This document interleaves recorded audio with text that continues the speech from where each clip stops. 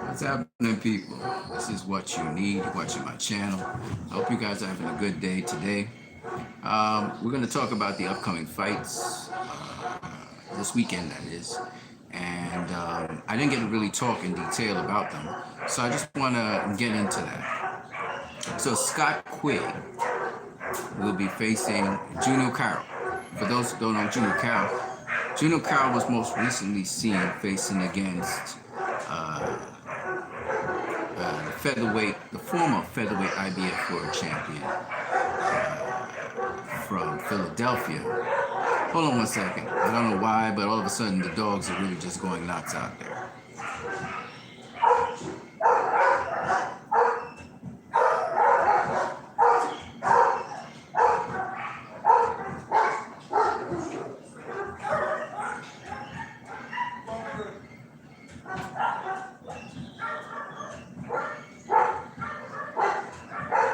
Right. So we last saw Junior Carroll versus Tevin Farmer. All right. In a really nicely fought battle, by the way. And he's a southpaw, if I'm not mistaken. I'm looking at BoxRec right now. Yes, he's a southpaw. Fought super featherweight. Really good fighter. Has some unique things that he does on the inside. Mostly an inside fighter, but he also can box on the outside, kind of feint and stuff, and then go. He's very busy with activity. Well, Scott Quigg will be facing him this coming Saturday here, which is, by the way, the 7th of March. And along with that, we also have on that card, and that's a good card. That's a solid fight. I mean, Scott Quigg was a former world champion. Scott Quigg hasn't been in boxing for a while. He's going to come back and try and face Juno Carroll. It's a pretty tough competition. Juno Carroll being a top contender, it could be a tough fight for Scott Quigg, and Juno Carroll could possibly win that. But Scott Quigg is known for his power, so we'll see how that goes. But on the card also, I see here that we'll also have the following people. Hughie Fury will return to the ring. He's going to be facing one second. Yeah, Hughie Fury. He'll be facing Pavel Sor is the guy's name. Pavel Sor. Not quite sure why this is doing that. Yeah, Pavel Sor he'll be facing, and that looks like a good fight for Fury on the comeback after losing to the gentleman Alexander Povetkin, who will be facing Dillian White. So Povetkin has been facing some really good named fighters. Recently faced Michael Hunter. He managed to squeak out a draw from that fight. On the undercard as well, a lot of stupid things are happening with these devices. You're gonna have to excuse me. I'm still not familiar with them. But on the undercard as well, it looks like we will also have Anthony Fowler. For those of you who know who Anthony Fowler is, Anthony Fowler will be facing Theophilus Tetek. It was no Anthony Fowler faced Brian Rose, got a win over him. Trying to remember the fight that I saw him.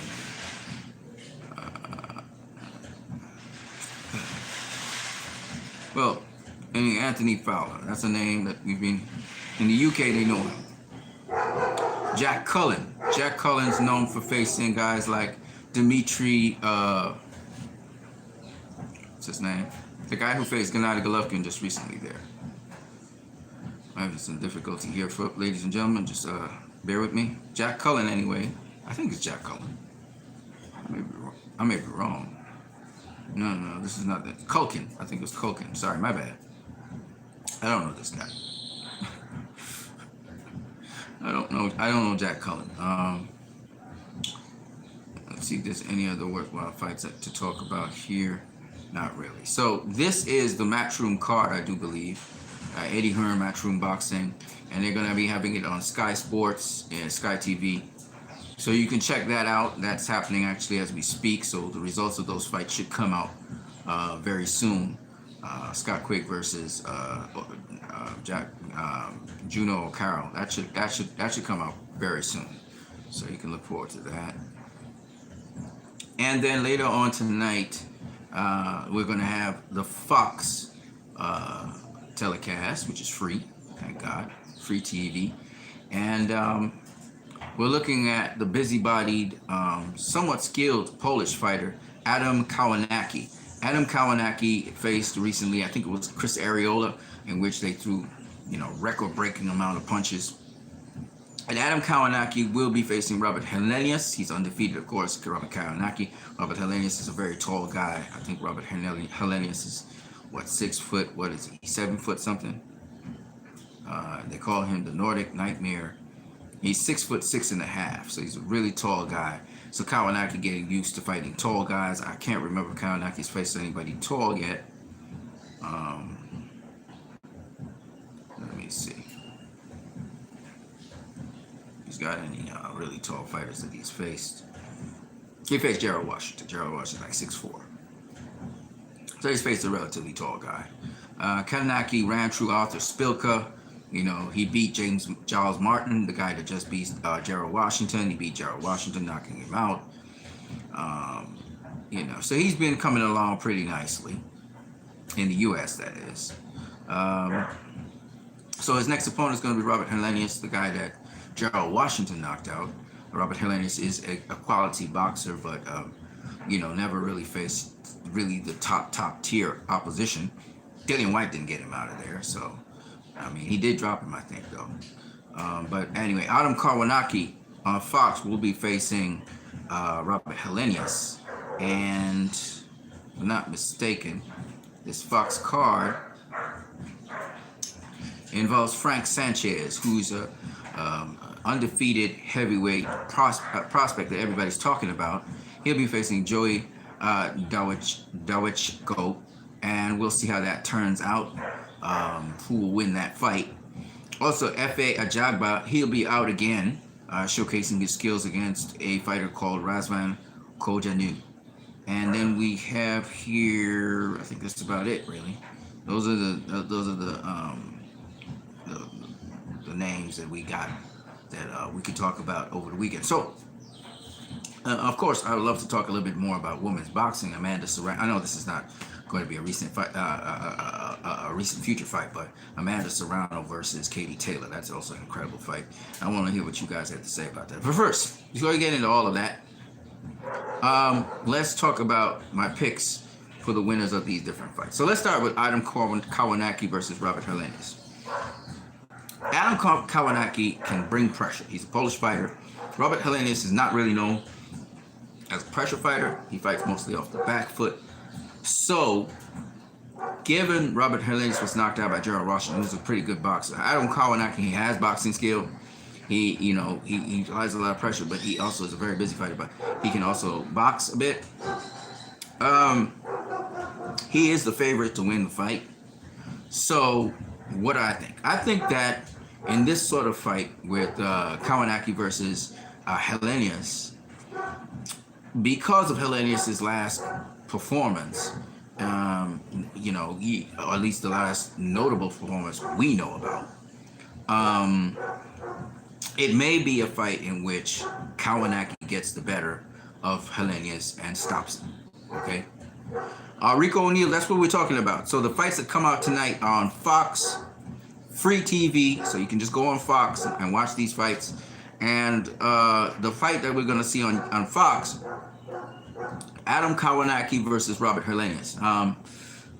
Adam Kownacki is a bright, upcoming heavyweight. He's been beating everybody, and I'll give you the list of names of people that he has been winning against. And he's a good little test for some of the upper echelon fighters. So he's going to be fighting Robert Helenius. He cleaned up guys like Chris Arreola. He got a win over him.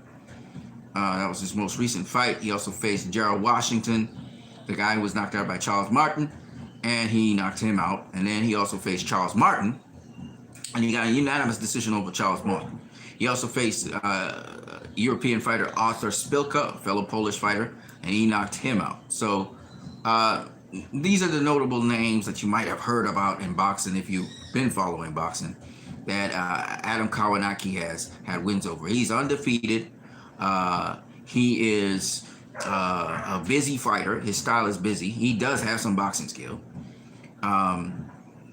And I can say that he doesn't exactly have one punch knockout power, but he does have accumulated power. Kind of reminds me of a guy like Andy Ruiz. He's something like Andy Ruiz, except, again, they're not guys with super quick feet, but they have nice placement of their footwork. So Andy Ruiz has good placement of his footwork, and so does Kawanaki. They really get into position very well when they're on the offensive. Defensively, he's not really a guy that takes a step back, Adam Kawanaki. But again, he can find the gaps on the inside, so he knows how to put his combinations together. He's more of an inside fighter than Andy Ruiz is, but he really thrives off of placing his punches. Adam Kawanaki can place a billion punches on you, and he can feint you one way and then come with a set of combinations, not just a single punch, but a combination of punches to you, and that's how he kind of wears down guys and gets them out of there. And just the pressure that he brings with punching is something that's kind of unique to the heavyweight division. His activity rate is really, really, really, really high. And he's quite accurate with what he does. So that's Adam Kawanaki. That's on Fox. Now, let me make my prediction. So I think that Kawanaki is going to take out Robert Helenius. I think that Robert Helenius, though he's big, he's tall, and he can box some, I think that Kawanaki is going to stop him. And he just came off a stoppage loss, the most memorable one. I don't know if Helenius fought any other fights in between that. He probably did. Let me see here. His last loss was to Gerald Washington. And yes, he fought another guy, Mateus Roberto Osorio, a guy who is 9-4, and he stopped him. I guess it was just a tune-up fight to give him confidence back or whatever. If you like what you're seeing here, please smash the like button. Let's keep it moving. So that's one of the fights of the night. Of course, the other fight that I want to talk to you guys about on the night, and it's a pretty anticipated fight, is Frank Sanchez versus Joey Dawejko. Again, you guys may not know who Joey Dawejko is, but Joey Dawejko was the sparring partner of Anthony Joshua for the first fight. They allegedly said he dropped him. So that's how I kind of knew about Joey Dawejko. A very heavy-handed puncher. Is he as good a boxer as he's a puncher? When he's on the offensive and he's aggressive, he's good. Defensively, on the back foot, not that great. But Joey Dawejko, he has a record of 27-4. Okay, he's been knocked out once. He was knocked out by... he's a Philly fighter, so he's a tough guy. Brian Jennings had a win over him. And Amir Mansour, he had a tough fight with Amir Mansour in Pennsylvania. Charles Martin is the guy that actually stopped him, made him retire. Accumulated a lot of punches. Charles Martin, of course, very slick, skilled southpaw fighter. That's what Charles Martin is known for.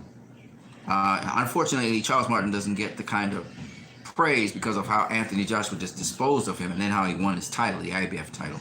So they don't really talk much about Charles. But Charles Martin got some skills. He has some skills.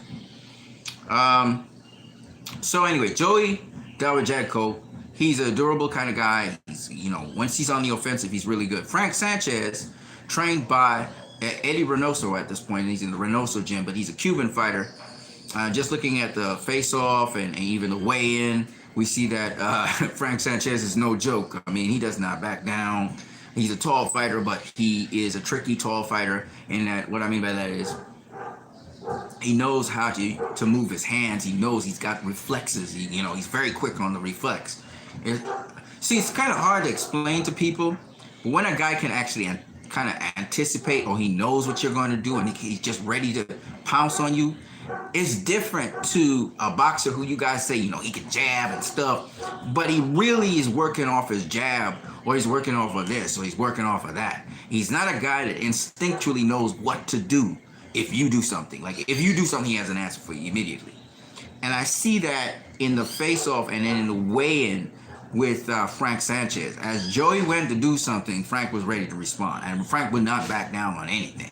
Like, when they were facing off with each other, Frank was all up in his face, too. He was trying to be all up in Frank. Frank was all up in his face. And Frank's the taller guy. So when I see a fighter doing that kind of thing, and just the way the reaction time is. When Joey went to throw a punch, Frank was ready to respond. It showed me that, Frank Sanchez is probably a different breed. I need to see the fight, obviously, to see and assess him. But just from those, just the way how he was reacting and then how calm he was at the same time. Like, he was ready to react, but he was also very calm. Like, when Joey started to flex in front of Frank just threw a punch and just showed him, I could touch you, Like, you don't understand. I'm always ready to fight. Like, this ain't no show for me. I could touch you. And he just kind of pawed him and hit him. And it wasn't a fast punch. And that showed me, see, in martial arts, you don't have to be,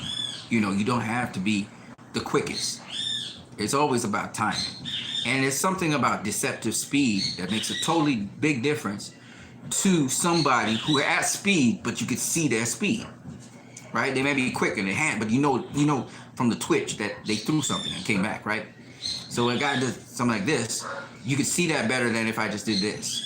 I just did this to you, see? And there's a difference. And, you don't perceive how fast I may be throwing the punch because I'm throwing it at a particular angle. So if I throw, see, now you can see my hand here, right? But do you know how fast I'm throwing my hand here? Can you tell the difference in speed? Can you tell the difference in speed? Can you tell the difference in speed? Can you tell see? And there's a difference because what I'm doing is I'm throwing in a certain plane and your eyes don't really, at a certain angle, your eyes can't tell depth perception. So a guy could throw a punch really casually and hit you, and you never react to it because your eyes think it's traveling more or less the same speed. I'm gonna demonstrate the second point since this camera's right here. The camera's a perfect example of what I mean. So right now, if I do this, right, you could see me coming at you if I do something like this, right? But watch this. All right, watching? Careful. Watch this. Watch this now.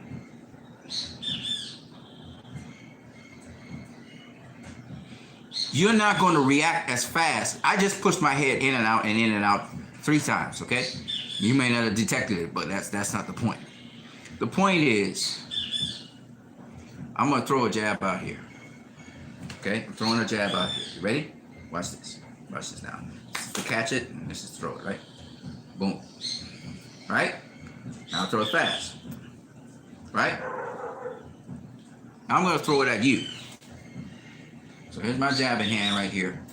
First, I'm going to throw it, and I'm going to telegraph my throw. Right?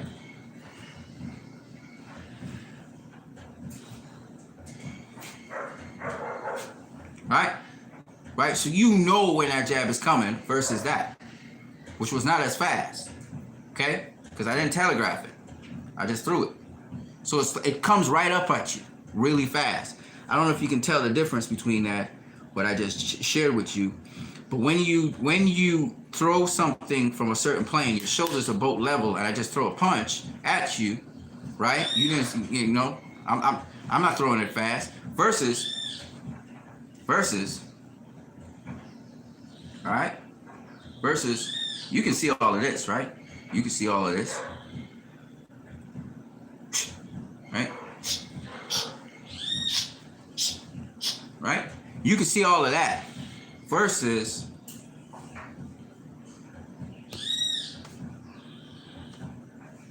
I will hit you. Boom. I will hit you with that punch. Why? Because I didn't telegraph it. And because your eyes can't depth perceive from a distance. So I could actually hit you with a casual punch much faster because I'm not telegraphing anything than a punch in which I'm really trying to snap it and really go fast. And why that's important is because most boxers don't really see the punch. The punches that hit them, they don't really see them. So you find that it's not just about the quickest in boxing. See, that's what I try to explain to people, and this is the best way to explain it. It's not about the fastest or the quickest in boxing. You understand? It's about the most precise and also the trickiest. That's the best way to put it. It's about being tricky. Even the most successful pressure fighters are tricky in what they're doing. They're not, they condition you to think that I'm going to do this, I'm going to do this, I'm going to do this, I'm going to do this. And then all of a sudden, out of the clear blue sky, they do something else. Canelo showed this to, was it Oscar Valdez? I think it was Oscar Valdez he was talking to. And he showed Oscar Valdez how you can feint a hook to the head and go to the body. Or you could be going to the body all the time and then you feint a hook to the body, come up to the head, right? It's basic stuff, but nonetheless, for those of you who don't know much about boxing, well, I'm just telling you something here. See, boxing's never about being predictable. You're not trying to be predictable in the ring against your opponent. You set up a pattern and then you go with something else. You mix it up. If you can. It depends on if you have to react or if you are going to be the one dictating. The guy who dictates the fight has a lot more control over the fight than the guy who's not dictating the fight. So it's all of these little tricks of the trade that we do. But anyway, I'm going back to what we were just talking about because I digressed. So I think that Adam Kownacki is going to beat Robert Helenius. And therefore, I think Frank Sanchez is going to beat Joey Dowchenko. I don't know where I put down my phone. I rest down my phone to demonstrate. Okay. Got it. All right, so let me show you some more stuff, okay? So the other guy who is a notable name, another rising prospect. So we have Frank Sanchez, Adam Kownacki. Both of those guys are heavyweights. And the third heavyweight, so it's all heavyweights tonight, is Efe Ajagba. Now, he was a very exciting fighter. Efe Ajagba. Now, again, some of you guys may not know all this much about boxing, but it's good to start following fighters from when they begin. He's 6'6", so he's a very tall guy as well. And he faced guys like Amir Mansour, who nobody really wanted to face. And he was able to stop him in 2 rounds. And I don't know if anybody else here that you guys would know. Some of you guys know Amir Mansour. The other guys are not names that you will know very well. He struggled with Ali Eren Demirezen. Okay, he struggled with that guy. And so he got a unanimous decision over him. And then he went on in late 2009, December 2009, to stop Lago Killers. I didn't see that fight, so I can't tell you about that one. I could tell you about the highlights in Ali Eren Demirezen. In fact, I watched the whole fight, and he did struggle with that. He's going to be facing a guy called Razvan Kojanu. Again, I don't really know who that guy is either, but he'll be featuring on the Fox card. That's the important thing. So those are 3 heavyweights. Up-and-coming heavyweights, Adam Kownacki is probably the guy that's going the furthest. And Frank Sanchez, he had 14 fights. And Efe Ajagba, he has had 12. All of them are undefeated fighters, guys to look at. Some of you guys know who Daniel Dubois is. And Daniel Dubois is another guy you got to look at. He's coming up. He's on the up and up. A guy who has done a lot more than Daniel Dubois. And Daniel Dubois is supposed to face, help me out here, guys. Who's the guy's name again? I forgot his name. It's so crazy. I always forget him. But Dubois is supposed to face another British fighter, and they both, they're tall guys. And excuse me. The other guy is a tall guy. That's what I'll say. Not Daniel Dubois. I forgot his name for some reason. I always forget his name. But he's gonna face him, and that's a good matchup as well. And these are,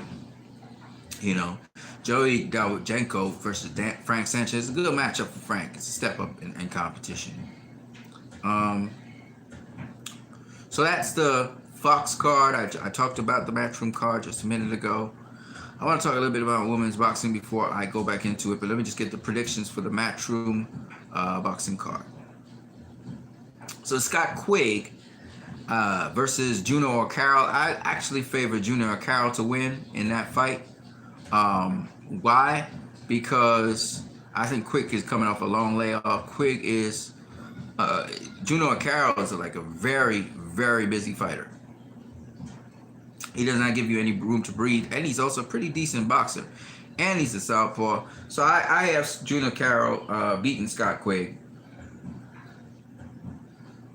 I think it's going to be a good win on Junior Carroll's resume. Hopefully, Junior Carroll at some point becomes a world champion. That's my hope for him. But he is a hell of a fight. Now, the other fights have already been done, so I can't give predictions. Hughie Fury, he beat Pavel Sor. And that's about it. Anthony Fowler beat Theophilus Tatek. So it was 2 feature bouts. And those 2 guys got their wins. So right now, Scott Quigg is probably facing Junior Carroll. And we will find out soon enough who won that fight. So those are basically the fights. Right now, it's a fight going on. Scott Quigg versus Junior Carroll. If you guys can grab Matchbook Boxing Sky or get some kind of stream on it, you guys can go ahead and watch that fight. But it's going on as we speak. Now, with respect to other future fights, I talked a little bit about it when I was talking about Glovegate with Tyson Fury. And some of you guys already answered some of the polls that we have on there, but I just want to talk a little bit more about it since those are some upcoming fights. So, on Saturday, the 14th of this month, which will be the middle of the month, Shakur Stevenson, he will be facing Miguel Marriaga. Miguel Marriaga was a guy, I don't know if you guys know too much about Miguel Marriaga, but I think I know who Miguel Marriaga is. Miguel Marriaga, Colombian fighter, actually at some point in time faced Nicholas Walters, okay? For those of you who don't know who Nicholas Walters was the WBA World Featherweight Champion. He had beaten guys like Nonito Donaire, and Nicholas Walters went on to face Vasily Lomachenko, and he lost to him. He also beat Viktor Artinin. Again, you guys may not know who these guys are, okay? Because some of you guys who are coming here and talking to me probably are not into boxing like that, which is okay. But those guys were names at one point in time. And anyway, he faced Nicholas Walters, had a nice tough fight with Nicholas Walters. He went on to beat a plethora of guys at featherweight. Then he bounced up Oscar Valdez. Oscar Valdez beat him by unanimous decision. Vasily Lomachenko, on the other hand, just basically confused him, confuffled him, and beat the crap out of him, and so he quit. Or let's just say he retired on his stool. And he's a tough, gritty kind of inside fighter kind of dude. Since then, he's been on a string of wins, knocking out all of his opponents. Don't know if they're from Colombia or where they're from, but Colombian fighters generally are good fighters. And anyway, he's going to go on now to face Shakur Stevenson for a second shot at a world title. So he had 1, 2, 3, 4 shots at world title. Okay, he had against Nicholas Walters, who was at featherweight. He had against Oscar Valdez, who was also at featherweight. And then he faced Vasily Lomachenko. Unfortunately for him, he went up in weight to face Vasily Lomachenko. Super featherweight, that didn't do him too good, and so he came back down to featherweight, and he's going to be facing Shakur Stevenson for the WBO title. Okay, so he's what we call a top contender. Top rank goes back to him every now and then, so he gets some big fights. He's got some pretty big fights, for the low weight classes. So that's basically the feature fight that BoxRec has right now for Saturday the 14th. There may be other big fights, but we're not seeing them here.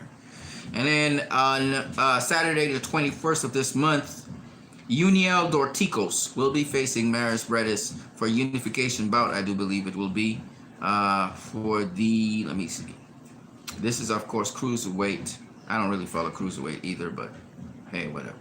He is the IBF cruiserweight champion when he knocked out Andrew Tubiti, who was winning the fight to get the vacant IBF cruiserweight title. So he will be facing Maris Bredis, who is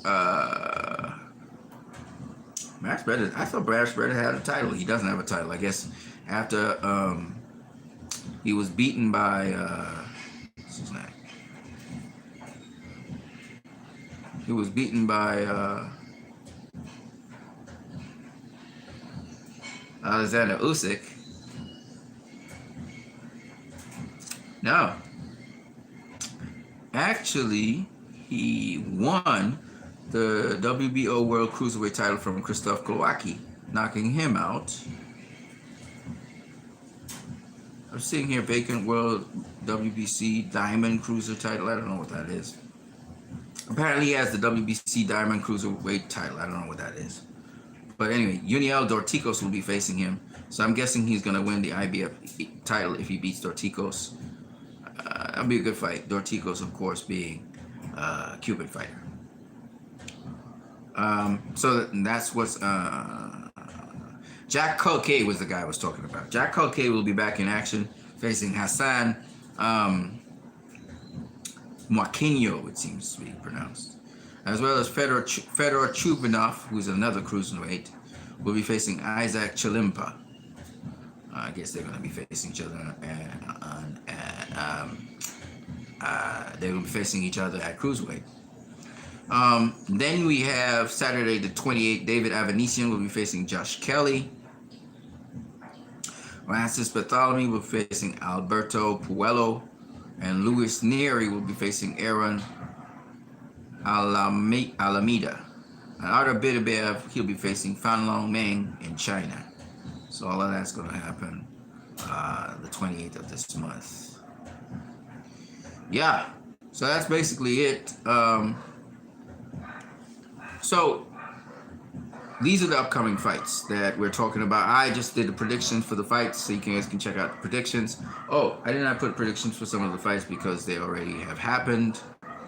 But, yeah, I mean, this is what we're looking at right now at present in terms of upcoming fights. You guys, any comments you want to put in the comment section, you can feel free to do so on what you need. Coming back with another video in a minute, so stay tuned.